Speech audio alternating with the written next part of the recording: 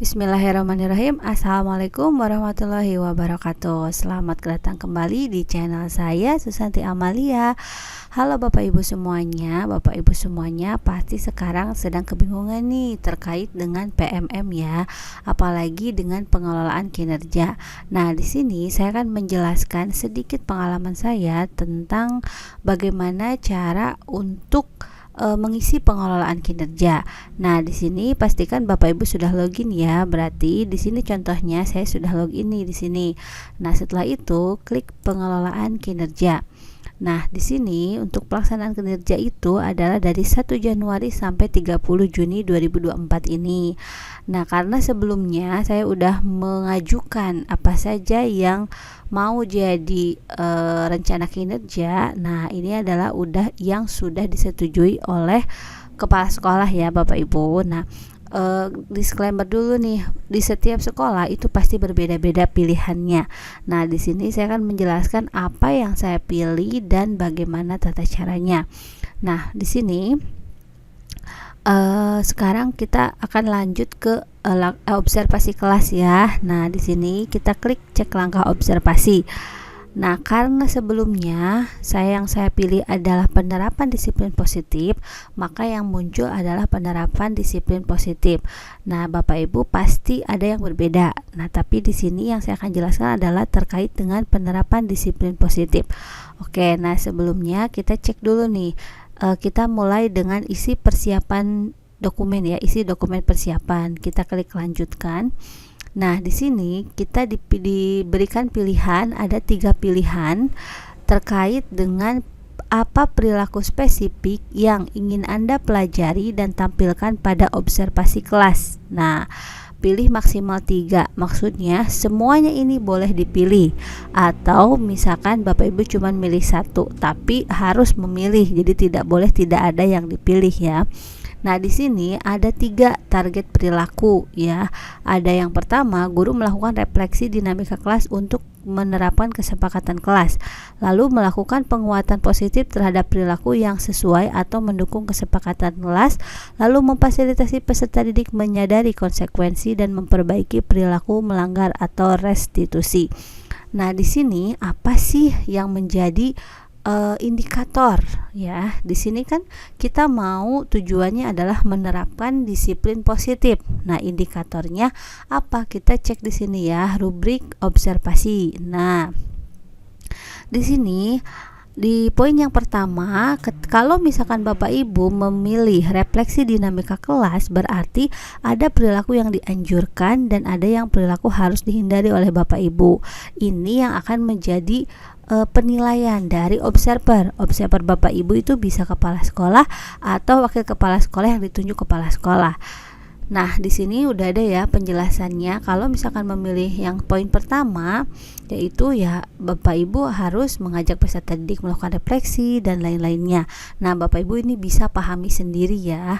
Nah, apa yang menjadi kesulitannya? Kesulitannya adalah di upaya. Apa saja upaya yang akan Anda lakukan untuk mempelajari target perilaku. Nah, upaya ini adalah kelanjutan dari apa yang Bapak Ibu udah pilih. Di sini saya udah merangkumnya untuk merangkumnya untuk pengisian ini. Nah, seperti ini ya. Nah, di sini Bapak Ibu bisa lihat. Oke, di sini.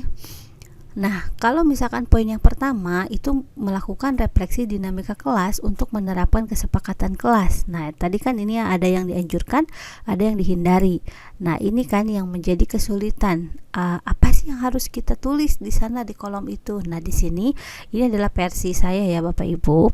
Jadi, misalkan gini, jika Bapak Ibu memilih nomor 1, nah di sini upaya yang bisa Bapak Ibu lakukan yang pertama yaitu merencanakan kesepakatan belajar atau kontak belajar dengan siswa ya.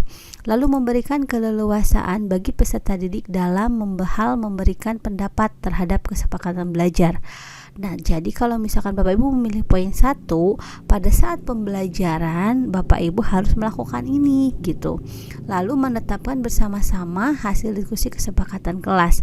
Nah, menurut saya untuk poin 1 ini adalah hasilnya adalah kesepakatan kelas. Nah, apa sih langkah konkret dan pelaksanaannya? Nah, di sini. Jadi penerapannya itu Bapak Ibu bisa melaksanakan pada saat kegiatan awal atau apersepsi. Guru menjelaskan elemen atau kada yang akan dipelajari dan tujuan pembelajaran yang harus dicapai oleh siswa dalam periode waktu tertentu. Nah, bersama-sama membuat kesepakatan belajar nih untuk mencapai tujuan pembelajaran yang telah ditetapkan.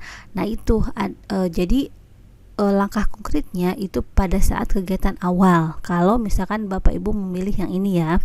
Nah, kalau misalkan Bapak Ibu memilih yang kedua, yaitu melakukan penguatan positif terhadap perilaku yang sesuai atau mendukung kesepakatan kelas. Nah, di sini upaya yang bisa Bapak Ibu lakukan yang pertama, menetapkan kesepakatan belajar. Sama seperti dengan yang awal tadi, lalu memberikan apresiasi positif dengan cara pujian, tepuk tangan, atau pemberian reward lainnya kepada siswa yang memberikan pendapat atau jawaban yang benar. Lalu melaksanakan evaluasi pembelajaran yang berfokus pada sikap siswa selama pembelajaran. Nah, di sini penerapannya Bapak Ibu bisa pada saat apersepsi juga ya. Sama seperti poin yang pertama, jadi menetapkan kesepakatan belajar itu harus di awal sebelum pembelajaran. Itu harus dipatuhi dan disetujui oleh kelas. Nah, perbedaannya kalau poin yang pertama itu bersama-sama untuk menghasilkan suatu kesepakatan. Kalau poin yang kedua itu kesepakatannya udah ada nih dari guru. Nah, siswa tinggal setuju atau enggak gitu. Terus kalau misalkan enggak setuju ya tinggal berubah gitu apa, tapi harus disepakati dulu sebelum melakukan pembelajaran. Nah, saat pembelajaran berlangsung, di sini kan memberikan apresiasi positif. Nah, guru itu memberikan apresiasi kepada siswa yang berpartisipasi aktif. Misalkan memberikan pendapatnya bagus, diberi tepuk tangan oleh yang lainnya, atau dengan cara pujian, misalkan good job atau yang lain-lainnya. Saya yakin Bapak Ibu punya banyak cara untuk memberikan reward kepada anaknya ya. Nah, lalu di sini karena di sini adalah ada poin guru mengakui suatu perilaku positif secara spesifik dan menjelaskan alasannya, maka di sini upayanya Bapak Ibu bisa melaksanakan evaluasi pembelajaran yang berfokus pada sikap belajar siswa selama pembelajaran. Maksudnya di sini keseluruhan pembelajaran. Nah, makanya penerapannya adalah pada saat akhir. Guru memberikan refleksi kegiatan pembelajaran terhadap sikap siswa atau sikap peserta didik dan memberikan reward kepada siswa yang aktif selama pembelajaran. Nah, itu. Jadi di akhir pembelajaran nih Bapak Ibu bisa mengevaluasi. Misalkan si A bagus gitu dalam memahami materi, lalu misalkan sering berpendapat gitu. Nah, itu bisa kita panggil ke depan lalu memberikan reward gitu atau apresiasi ya. Nah, kalau misalkan Bapak Ibu memilih poin 3 di sini kan, guru memfasilitasi peserta didik menyadari konsekuensi dan memperbaiki perilaku melanggarnya atau restitusi.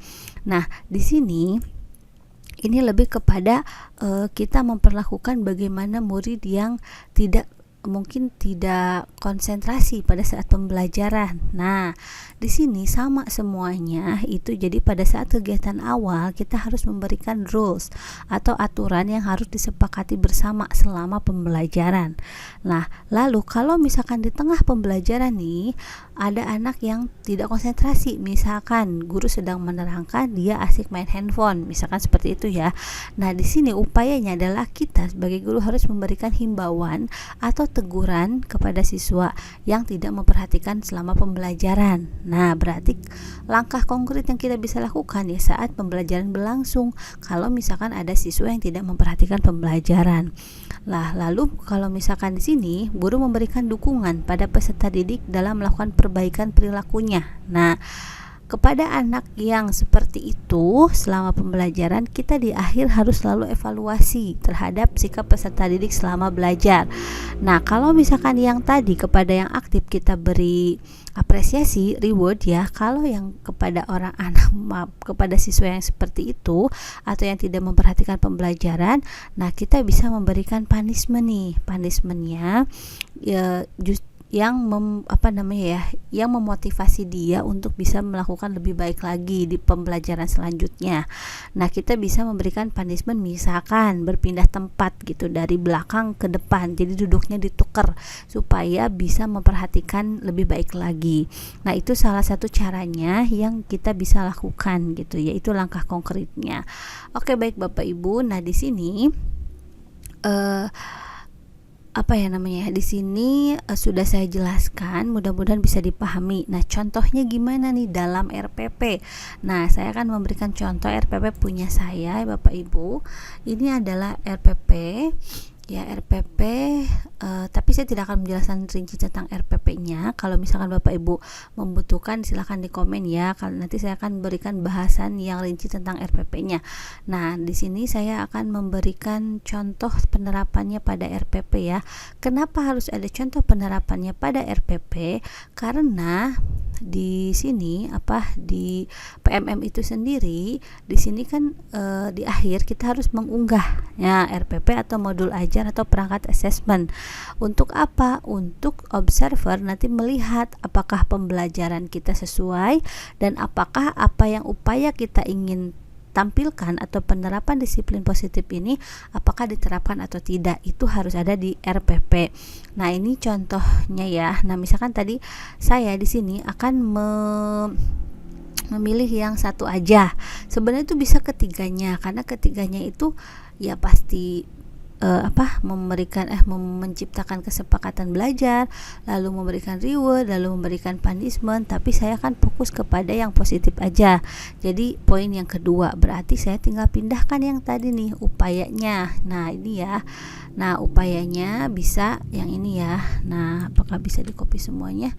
Kita coba pindahkan ke sini, mudah-mudahan bisa. Oh, bisa ya. Nah ini upayanya. Nah, kita kasih nomor aja supaya membedakan ya, tapi nggak bisa deh.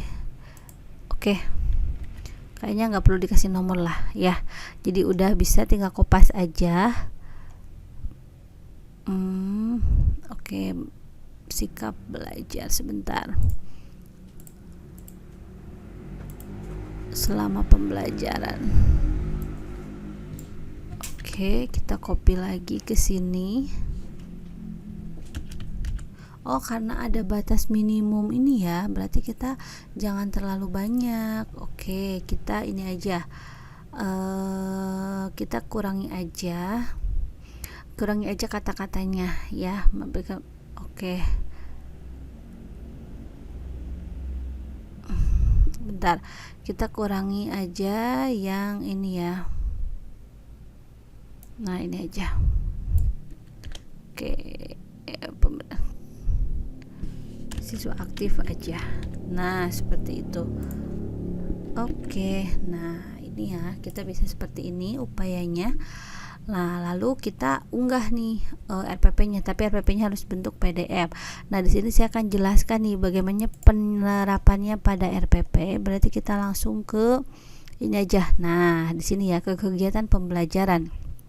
Nah, pada seperti biasanya di pembukaan atau di kegiatan awal atau persepsi kita memberikan salam ya, lalu misalkan berdoa dulu. Nah, lalu karena sekolah saya itu semua sekolah sih mungkin harus tetap menjaga kebersihan ya, tapi di sini lebih diterap lebih ada konkretnya gitu. Jadi kita tulis aja di RPP-nya, mengecek lingkungan belajar yang bersih dari sampah dan nyaman, karena kita sekolah adiwiyata. Setelah itu mengecek kehadiran siswa. Nah, karena di sekolah saya itu juga melakukan kegiatan gerakan literasi dan tadarus, dan yang dilaksanakan pada jam pertama, jadi menuliskan pada RPP ya, melaksanakan tadarus. Nah, setelah itu ini review dan lain-lain. Nah, di sini nih di poin 6 ini adalah kontrak belajarnya. Nah, jadi saya kan tadi pilih nomor 2 tuh, berarti guru itu memberikan kesepakatan belajar dulu. Nah, di sini guru dan peserta didik membuat komitmen belajar sebagai kesepakatan untuk membangun kultur belajar yang kondusif dan kolaboratif. Nah, ini instruksinya ya, jadi seperti ini. Nah, setelah itu di akhir kita harus memberikan ini ya. Nah, di sini ya kegiatan akhir. Nah, dituliskan aja di RPP-nya. Jadi memberikan evaluasi sikap selama pembelajaran dan memberikan apresiasi atau reward kepada siswa aktif selama pembelajaran. Nah, itu contoh saya. Kalau misalkan Bapak Ibu menambahkan boleh, misalkan yang pilih tiga poinnya yang tadi, berarti tinggal tambahin aja di bawahnya. Atau misalkan dilanjutkan aja memberikan apresiasi reward, misalkan, dan atau memberikan punishment. Nah, bisa ya, kepada siswa yang